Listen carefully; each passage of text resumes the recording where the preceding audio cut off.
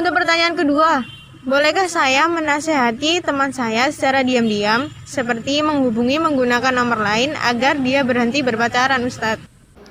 Ini sebenarnya bukan pertanyaan masalah hukum ya. Ini pertanyaan curhat. Jadi pertanyaan seperti ini jawabannya bisa ya, mestinya bisa cocok bisa enggak. Karena tergantung pada situasi masing-masing. Masalah seperti ini. Sebenarnya yang paling efektif adalah diajak ngaji. Diajak ngaji, diajak berguru kepada seorang ustadz. Itu cara paling gampang. Nanti yang nasihati baru ustadznya sendiri. Enggak, ini kalau secara metode lah. Dakwah paling efektif itu adalah ngajak untuk ngaji rutin. Jadi ikut ke majelis pengajian, ikut ke kelompok ngaji. Terserah lah, ikut majelis Rasulullah, ikut pesantren atau ikut apa. Yang di situ ada ngaji rutin dan punya seorang pembimbing, guru, mursyid, murabi dan sebagainya, istilahnya kiai atau apalah. Itu lebih efektif dan jangkanya panjang. Kalau mau solusi jangka panjang, diajak ngaji, dikenakan kepada kajian, itu bertahap. Dikenakan kepada guru. Kalau kita punya guru itu enak. Kalau ada apa-apa ya kan guru yang ingatin. Kalau nggak punya guru kan repot. Ada apa-apa bingung. Ya kan sekolah, kuliah aja ada namanya dosen wali. Nanti skripsi ada bimbingan. Udah pengen dunia gak ada pembimbing ini. Makanya galau aja. Makanya galau terus saja. Ya mungkin bisa sembuh tapi sebentar galau lagi. Jadi kalau punya guru itu enak insya Allah. Sama dengan sahabat dulu punya guru Nabi Muhammad. Tabiin punya guru para sahabat. Sama umat Islam itu gitu sejarahnya. Selalu punya guru.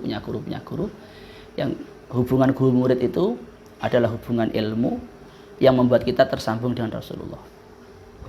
Ya kan kita punya guru sampai ke Rasulullah. Kalau nggak punya guru kan terputus ini. Nah ini yang bahaya, repot. Iya, ya gurunya setan. Ya, iya, nanti kan karena dibisik setan terus kan. Bisa kan setan bisik 24 jam. Kalau nggak punya guru, yang masuk ke bisikan hatinya apa? Kan setan kan yuwaswisu fi sudurin nas. Lah iya kan. Ya bos. Berarti akhirnya kan pikiran-pikirannya, gerak-gerak hatinya banyak dipengaruhi oleh setan daripada dipengaruhi oleh guru. Jadi kalau ngaji rutin, insya Allah dapat wawasan, dapat ilmu. Karena begini, orang yang senang dengan sesuatu yang halal itu tidak perlu lagi senang dengan yang haram. Contoh saya sudah punya istri, punya anak, halal, ya kan?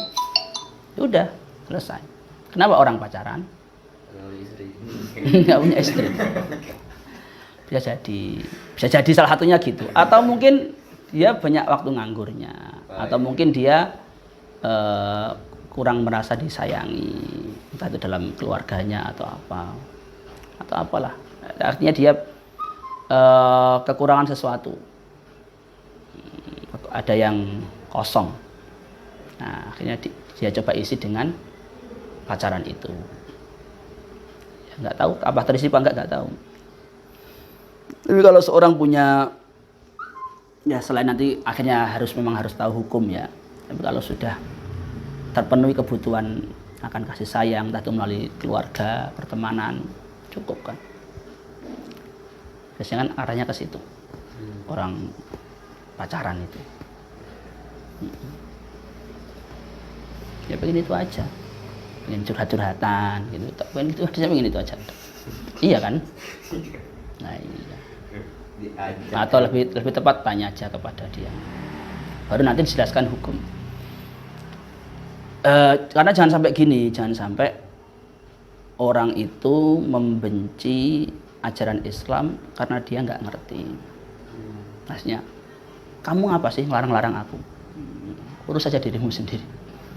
Ini pengennya nasihati kan, pacaran itu nggak boleh ya, nasihati kan.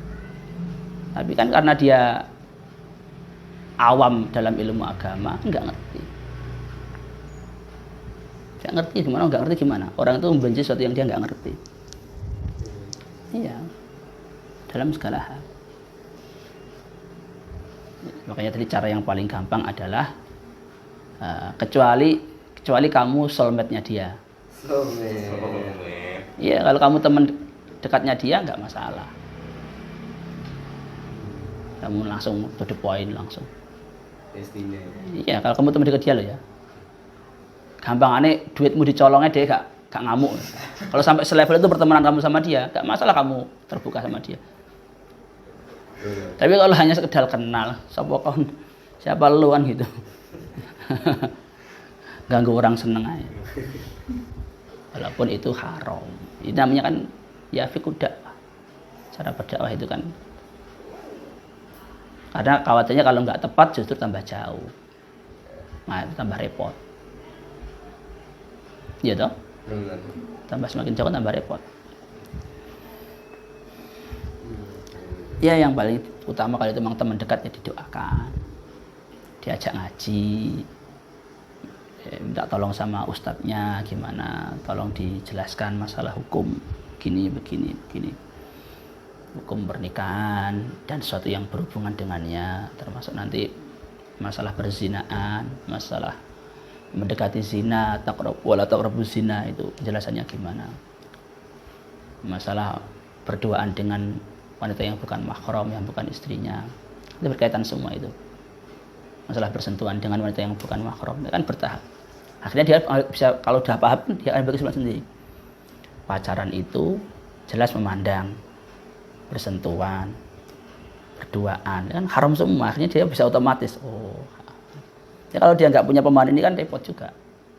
Jangan pacaran, haram. Kenapa haram? Mana ayat Qur'annya? Pacaran haram, nggak ada. Kan gitu, akhirnya kan gitu. Karena orang nggak ngerti. Tapi kalau dia tahu jelas hukum, ya bagaimana hukum memandang wanita yang bukan mahram, ada penjelasannya. Boleh kalau ada hajat, misalkan taklim, ada hajat muamalah jual beli, boleh. Kalau ada hajat, kamu ada perempuan betul yang udah terus, boleh bangga ayo. Kan haram juga toh. Nah, satu masalah. Kan ada banyak itu hukum yang berkaitan. Nah, kan pacaran mengandung semua itu. Akhirnya dia ngerti, oh tak boleh. Maksudnya gitu. Kalau hanya iya, kalau sekedar jangan pacaran, haram. Dia kan kenapa orang seneng kalau dilarang kan? Dia tambah ngamuk toh, tambah menjauh. Nah, kalau tambah menjauh itu repot. Tambah jauh dari, ya tambah jauh. Nah, jadi begitu Jihers. Kita perlu mendoakan teman kita dan perlahan mengajaknya mengaji agar dia dapat sadar dan meninggalkan perbuatannya tersebut.